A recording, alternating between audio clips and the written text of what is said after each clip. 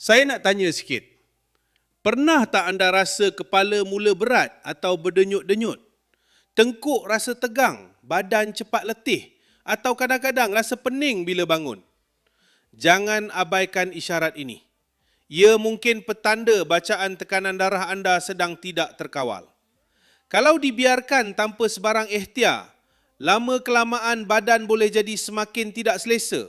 Aktiviti harian mula terganggu, nak bekerja pun susah nak fokus, malah nak memandu pun dah mula rasa tak selesa.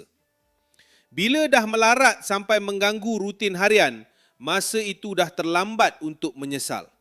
Sebelum keadaan menjadi lebih parah, jom amalkan jus Ratu Pari. Ini merupakan minuman herba yang menggabungkan kebaikan bahan-bahan terpilih seperti bunga maharani, misai kucing, kulit kayu manis, lempoyang dan temulawak.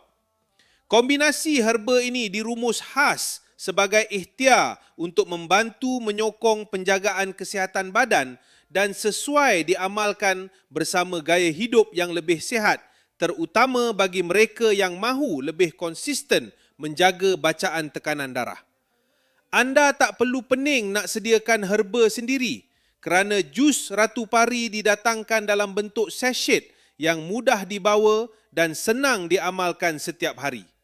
Satu pouch mengandungi 15 sachet, jadi lebih mudah untuk anda jadikan ia sebahagian daripada rutin penjagaan kesihatan harian. Tunggu apa lagi? Stok untuk promosi ini sangat terhad. Hanya tinggal 3 jam sahaja lagi untuk anda rebut jus Ratu Pari pada harga promosi khas. Tekan beg kuning sekarang sebelum terlambat.